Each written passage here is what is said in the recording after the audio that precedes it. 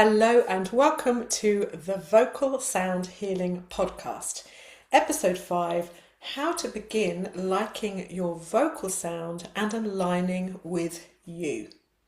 My name is Alexandra Rigazzi-Tarling. I am a vocal sound healing practitioner and vocal sound healing trainer. I'm a vocal coach and technician, and I've been working with voice for well over 25 years and training vocal sound healers for around 10 years now. And I've developed this podcast to bring all things voice and vocal sound healing here for discussion. So thank you for joining me this week. So we're going to dive straight in.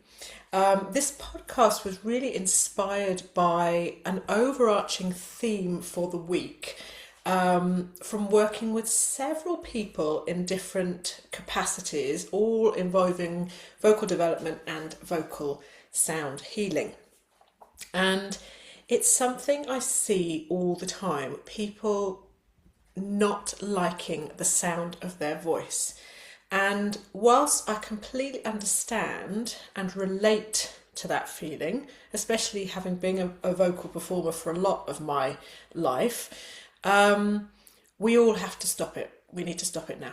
It's too much. I hear it all the time, and it's time that we start accepting our sound and bringing forth this completely unique vibration and sound instrument that we have into the world without apology. And some of my other podcast episodes touch on this, but I thought today we would just dedicate a whole session to it. So it started at the beginning of the week. I work vocal coach in a school 2 days a week, and students have to prepare digital exams, like graded exams, but we do them it's like recordings, and then they're submitted, and it's called a digital exam. And they have to record a program of songs, and then this is sent away for marking. And it depends on the songs, depend on the genre they're looking at, depends on the level they're at, and so on. But once we've done the recording, we come back to the lesson space and we sit and watch the recording together. And this is, for me, a really important part of the learning experience, because they get to sit and watch what they've done, sit and hear their voice, hear what they've been doing, and decide, which take of the recording they're going to send off to the exam board. And it often happens like this, but this week particularly, and more so with the advanced students, there was so much resistance to listening to their voice. They were saying things like they didn't like their voice, it was rubbish. It was nothing even to do with the songs they were singing and the performance. It was directly related to their sound. They had their fingers in their ears. They were just, it seemed for the first sort of 15 minutes, going out of their mind, just like, I don't like it. And for me to hear someone talk about their voice in that way, to not like their sound, this is, especially in my work, it's quite an alarming thing to hear. So, we settle them down, just gently encouraging them, telling them it's, good for them to listen and so on. And what was interesting is that it was students, particularly across a certain age group this time, more so those between sort of 16 and 18, they were having the most reaction. And I know for them at this time of year, it's particularly stressful because they've got A-levels and things coming up, they've got mocks and so on. And whether that had something to do with it, perhaps it did, but it seemed to be more so with them. They were really stressed about hearing their sound. It was really triggering the stress response. So after some mentoring, as I said, some sort of calming down, talking to them about liking their sound, building their confidence in themselves, and really encouraging them to see their sound as a huge part of themselves. So when they say they don't like it, their sound is rubbish, they're talking about themselves.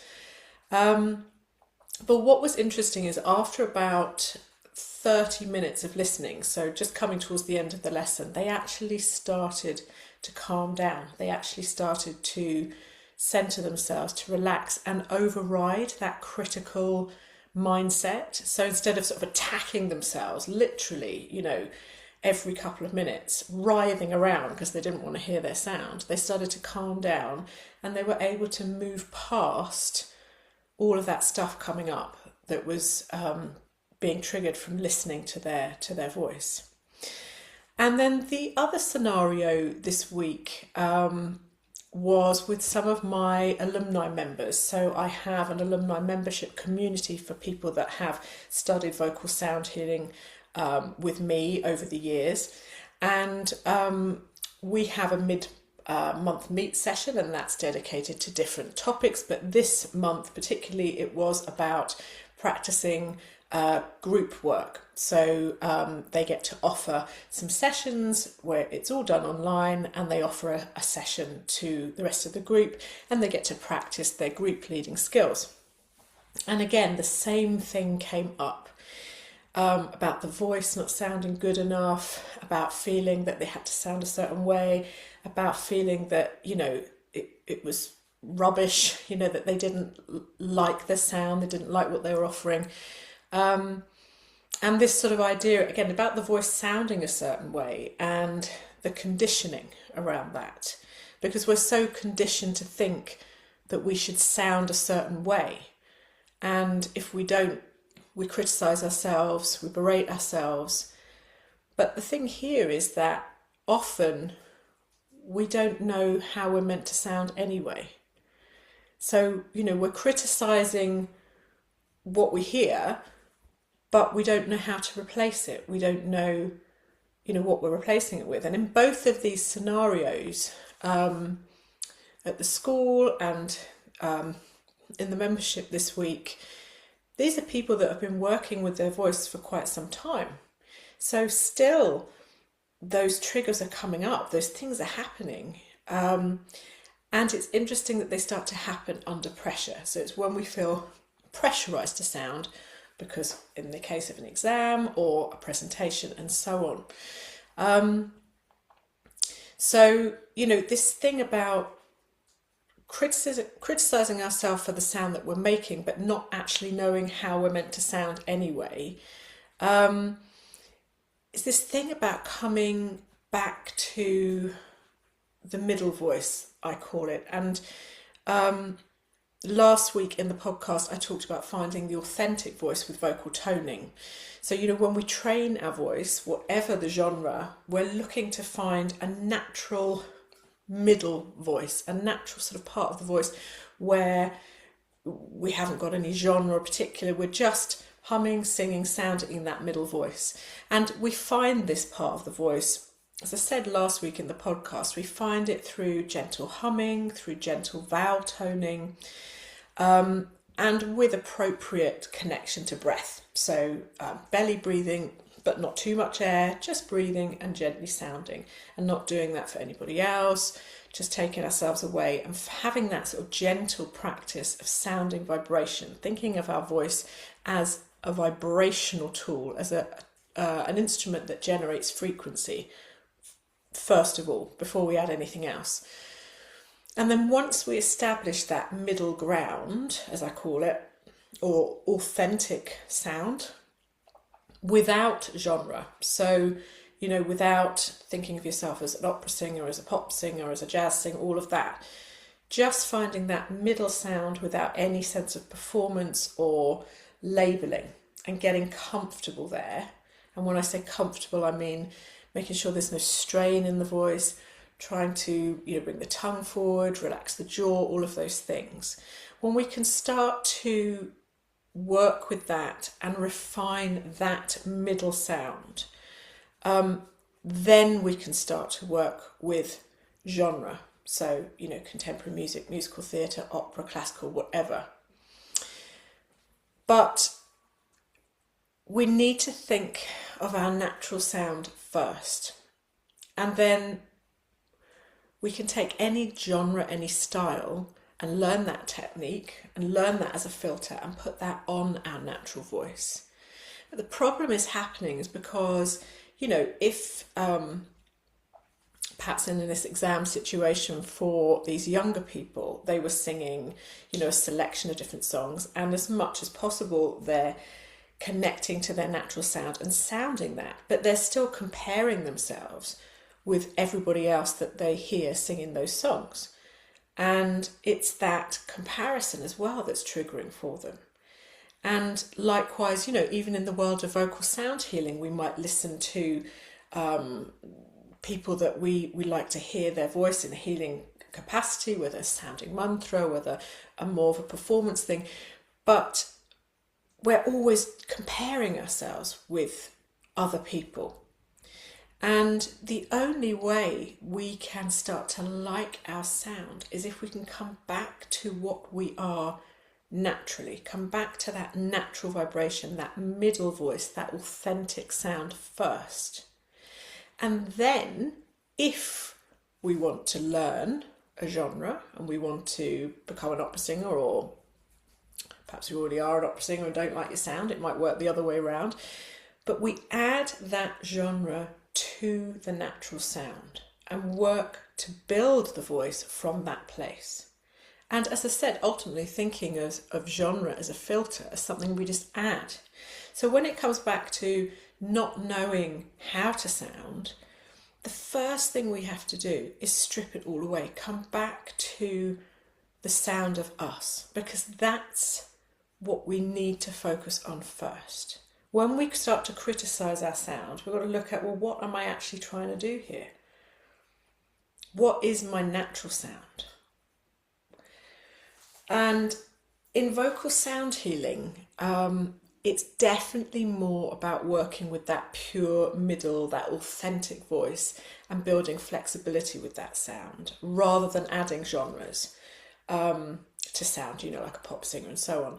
And that's why, vocal sound healing, healing voice, that's why people that tend to move towards that pathway start to really step into a healing journey, because they're stepping into all of these layers of voice. They're coming back to their natural sound.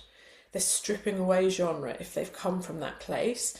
And if they're a complete beginner with sound, they're really investigating that natural vibration and trying to stay in a centered place where they're not having to listen to all the criticism that might be triggering in their mind.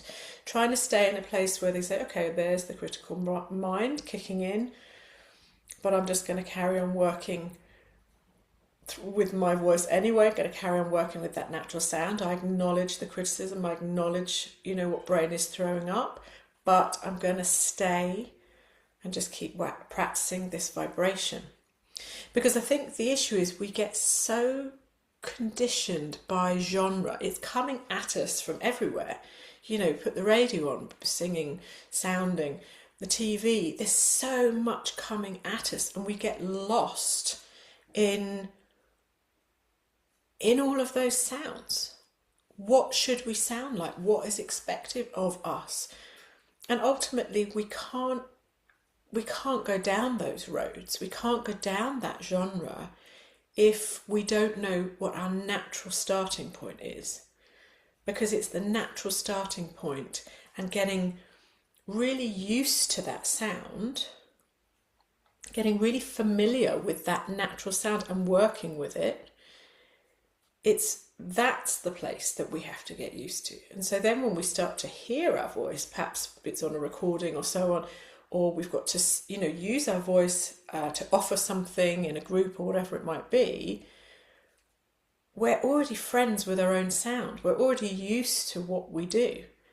So we're sort of halfway there, really. And also to bear in mind as well, some of the most liberating singing lessons that I've had myself, or that hopefully I offer to others, when we're working with vocal qualities and sounds that are most peculiar, perhaps sound completely different from what you might expect. So for example, something like a twang sound, which might be something like this sort of high-pitched quite sort of strong, loud, bright sound. And when we take that sound out of context, it sounds completely unusual. And a lot of people, when they start to learn this quality, when they're building their voice, and this is moving away from the vocal toning, this is moving into voice training. So we've found the vocal toning, we've found the humming, we've found all that, and then we're moving into building an instrument for performance, let's say, or for speaking, whatever it might be.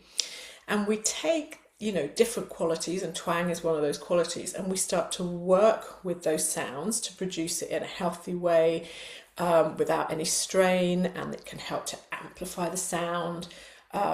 Or, for example, in the case of twang, this is a sound that you'll hear in a lot of contemporary music and musical theatre. And if you didn't hear that in the sound, you'd think that the singer wasn't doing it properly. But take that twang on its own, and it's really, really peculiar, but we have to work with it. And as we work with the sound and we get familiar with it, after a while, it doesn't sound unusual anymore. And then we take that sound and we gently insert it into the genre we're working with as appropriate. And we've built another facet of the voice. People laugh at me because, when I'm doing voice coaching, I'll be making these sounds. If I'm trying to get somebody to make a twang sound, maybe I start to talk a little bit like this and start to put my sound here just to try to demonstrate what the twang is. And, if they're lucky, they might get my dolphin impression. And this is all coming from a place of twang. But I am using that sound over and over again in my week. For me, it's twang. It is what it is. I'm not criticizing myself or the sound of that. It's twang. It's normal for me. But it's normal for me because I've been working with it for years and years and years. I've been teaching it for years and years and years. It is what it is. If I bring that sound to somebody and it's a completely new concept, there can be so much resistance in getting them to do that, to make that sound. And that's where we're at with our natural sound. We're so used to hearing all the other sounds out there coming at us that we've forgotten what normal is, what natural is, what authentic is, what middle voice is, whatever it is we want to call it. But the point is, with something like twang or all those other qualities, unless you understand it, unless you're used to it, you might dismiss it as bad or ugly or shrill and so on. And ultimately, we're talking about sound. So what is bad? What is good? It's all subjective, isn't it? What's a nice sound? Because what's nice and good for one person, somebody else won't like. And we have fashions, with sound. And again, that's usually genre specific. And we might hear more and more of that genre, might hear more contemporary than we hear classical. And that might seem more normal. So there's so many lights and shades within all of this. And so where do we fit in? And we fit in by coming back to us. We come back to us. We start with that sound. And then we build from that sound. And we're coming back always to that place of home, to that place of acceptance. And remembering as well that, we're never, ever going to please everyone with anything. And if you're, doing it to please people, then you're going to have problems. You've got to start with your own sound. And you've got to like it and accept it. And then you offer from that place. And if people don't like it, well, then they can go to the next person. So it's really forcing us to look into more than just the voice, but the intentions behind what we offer. And I think, with vocalizing, the people-pleasing aspect comes up a lot. And that's just, perhaps the nature of wanting to offer. I don't know. But yeah, so that natural sound is underpinning everything else. So where do we start? We start by honing that natural sound, that authentic sound. And, one thing to bear in mind here is when you begin your quest of liking your voice, it's knowing that when you make a sound, you are hearing it from an entirely different perspective than everyone else. If you just consider for a minute where your ears are placed in relation to your vocal folds, your vocal cords, so in your larynx, in your throat. If you think about your ears, where the ear canal is, your hearing, and where that is in relation to where the sound is actually being produced. Now, when you produce a sound with the vocal cords, so the breath comes up, the vocal folds, tiny, tiny little pieces of skin, about 3/4 of the size of a 5-pence piece, they come together and they start to vibrate. And there's an intense vibration and a buzzing at that point in the throat. And then the sound, that vibration, that buzzing filters up through your throat into your pharynx, your nose, your mouth, your cartilages, your bones, everything that makes you, individual you, because no one else has a setup like it. You're completely individual. So that sound comes up, that vibration comes up and vibrates and resonates around all of that area, that is you, and that creates the sound of your voice. From your most natural place of being, the sound comes up and resonates, and that is your sound. But you will hear it from the inside. So anybody else that is standing even next to you, let alone a metre away, let alone a hall size away, whatever it might be, they're going to hear the sound completely differently because they are in the space outside of you. And depending on the size of the room, depending on how the space is furnished, we get into the world of acoustics. So the sound is coming up and out of you. You're going to hear it one way from the inside, and then it goes into the space, and then it's going to resonate depending on the space. So everyone in that space is going to perceive your sound differently to you. That's number one. And that's not even bearing in mind their hearing, how they perceive sound, all of their conditioning. There are so many things at play. But know, first of all, that you're hearing your voice from a completely different standpoint and perspective than everybody else, because nobody else is in there with you. It's just you.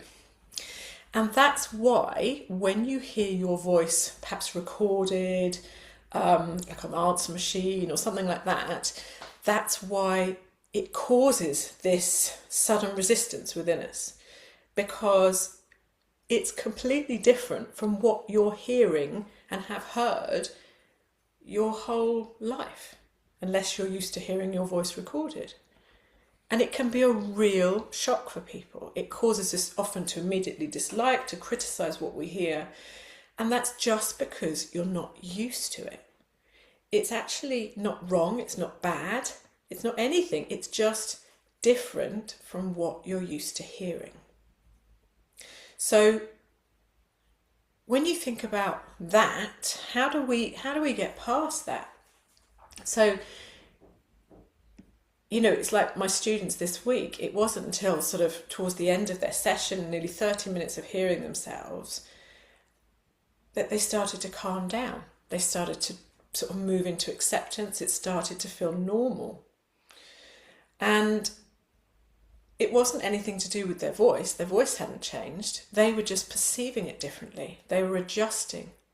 They were adjusting to the new normal, which was hearing themselves outside of their head, hearing themselves coming back at them. And I can't tell you how many people that criticise their voice, really criticise their voice over and over, even people that train with me that keep coming back and criticising their voice.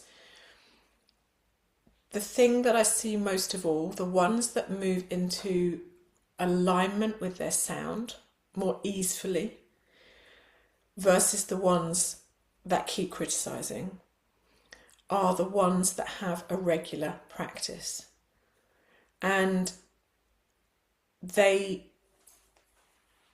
challenge themselves in their practice. They'll sound outside of their comfort zone within the practice. And by that I mean, let's say, for example, you consider yourself to have quite a low voice. They will work with that low voice and that middle voice and do their toning and everything, and then they'll push themselves a little bit outside of that zone, perhaps to work a bit higher in the sound, to experiment with some higher resonances.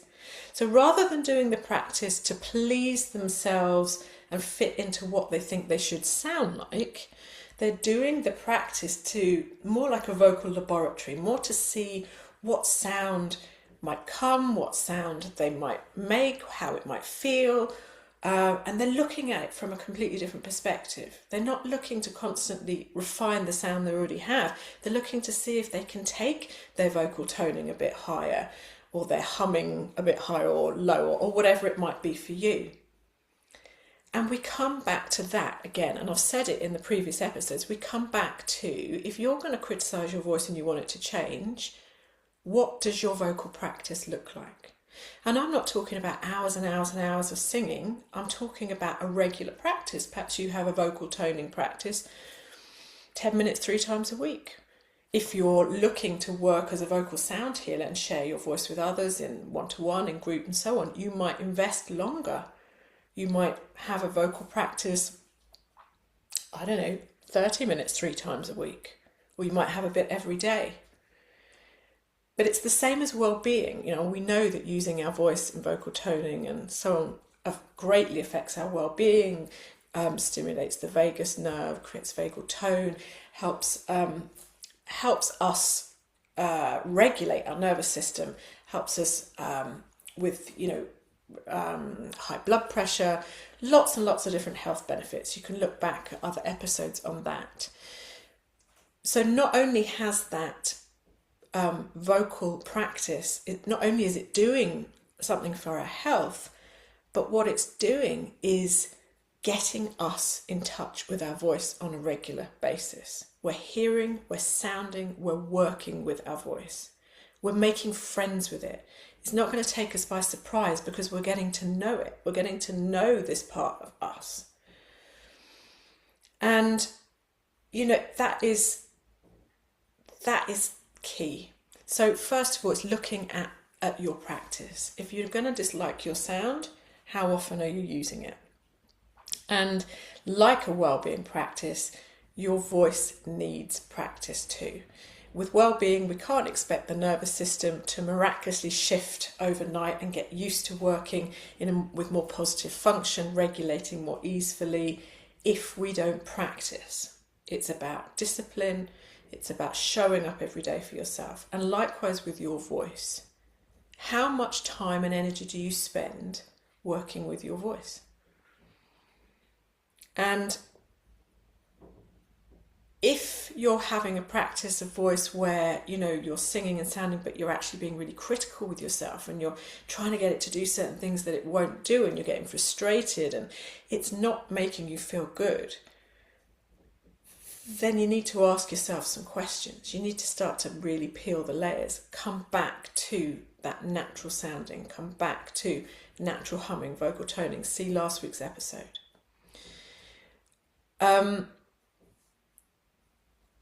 The only way to start to like your voice more is to work with it. And next... and I know people will go, I don't want to do that. The next thing to do is to start to hear what everybody else hears. So when we come to that place, we're working with the voice, we start to like, the practice of working with our voice. We start to accept that, wow, yeah, I do have an individual sound. It's this, this and this, but that's okay because it's completely unique. It's completely individual. Self-acceptance starts to kick in, and this is where healing starts. Healing begins with that self-acceptance, Once we're comfortable making those sounds and we're in a comfortable place, at the end of your vocal practice session, take your phone, go to your voice memos and hit record. Just do it for a few minutes at a time. You don't have to record the whole session. You don't have to record yourself doing YouTube karaoke. I'm not asking for anything like that. I'm just asking for you to record a few minutes of your practice and listen back. And make the listening back part of the practice time. So you do your humming, your vocal toning, or perhaps what other warm-ups you might be working with. Towards the end of your practice, hit record for a few minutes and then listen back to that practice or to those few minutes. And just breathe.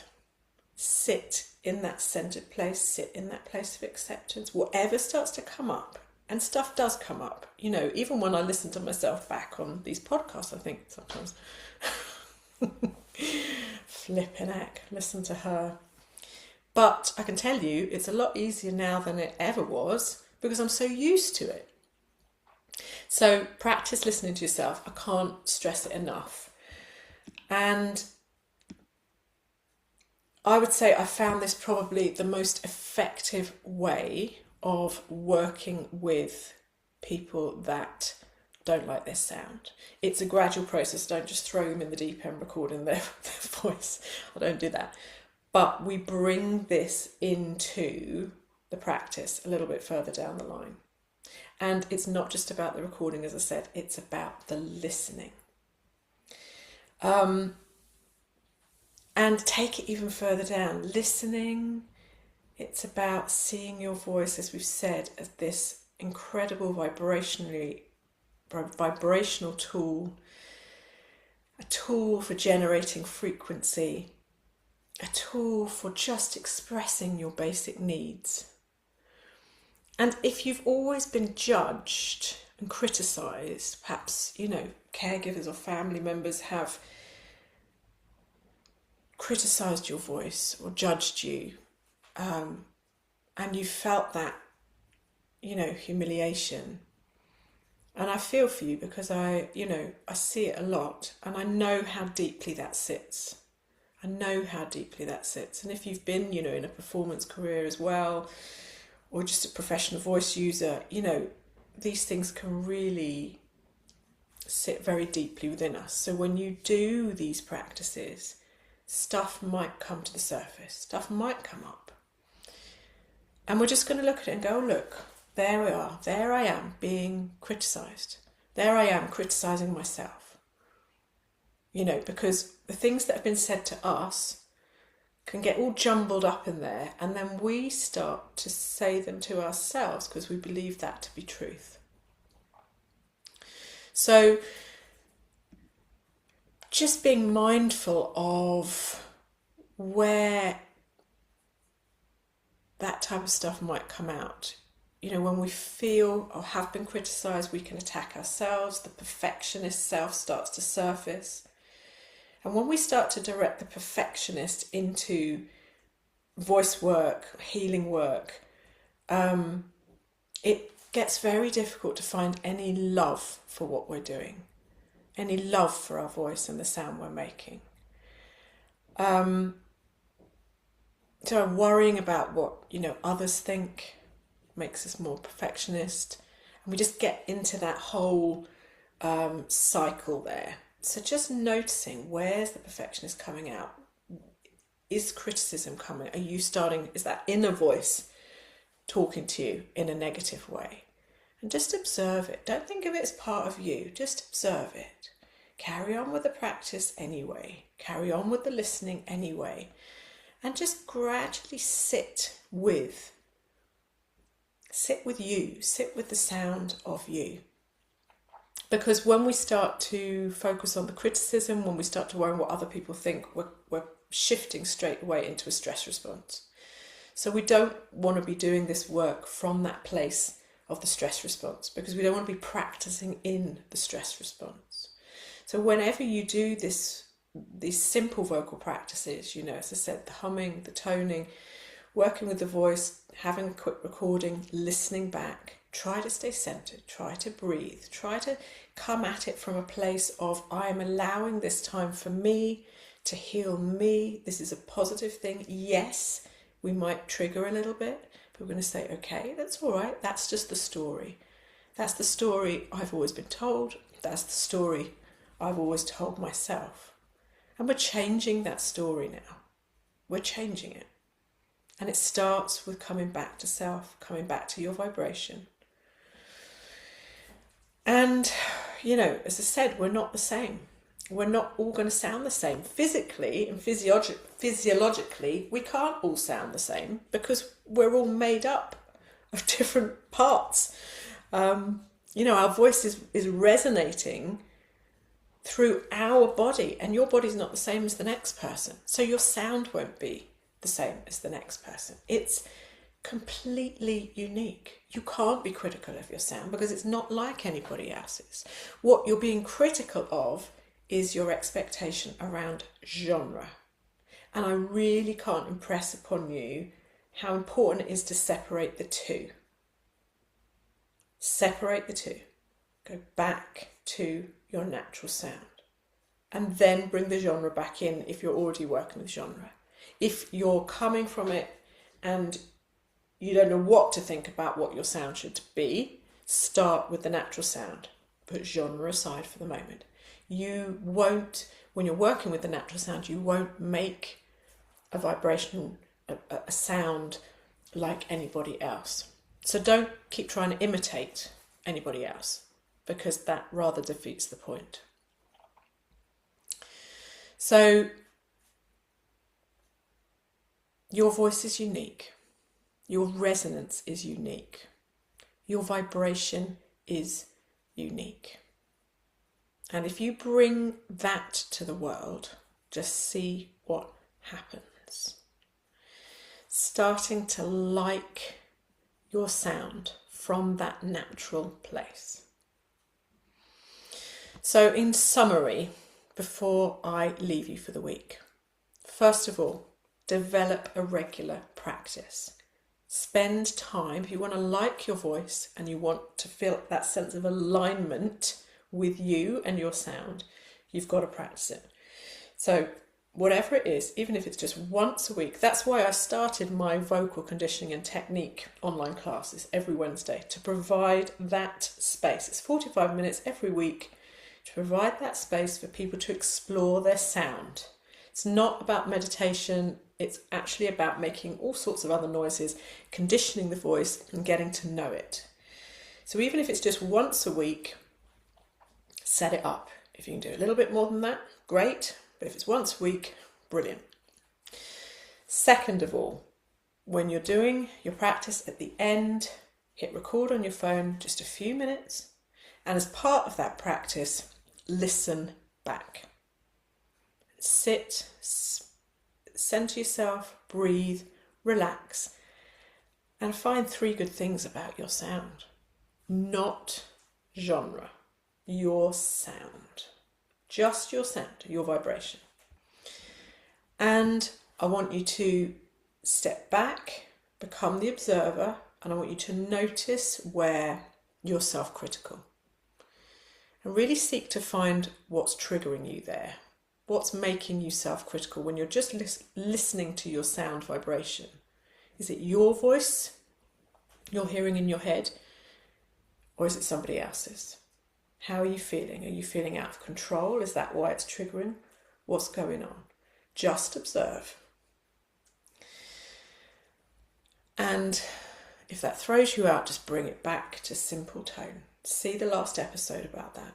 Simple humming, simple vowel sounding. And I would suggest working for a few months like this. I mean, you'll see results in a few weeks, but work for a few months. Journal, write down what comes up for you, write down how you feel, write down what you did. Make it a little practice. And last of all, don't expect it, it's not about the end result, it's about the process. It's about the process of discovery. It's about going deeper into the layers of you and really allowing that sound to come forward. It's the process that is the healing. To allow that sound to come forward with full acceptance, with the joy that you even have a voice to sound with. So take it all the way back. Follow those steps and see how you get on. And I just want for you to be able to share your vibration in the world and let that filter through whatever it is you're out there offering. That unique vibration, that self-acceptance, that this is who I am, this is what it is. Take it or leave it. So folks, thank you so much for joining me this week. It's always a pleasure to be with you. Please like and subscribe to the channel if you enjoyed the content. And I will see you next week for episode 6. But for now, take good care and happy sounding. Bye for now.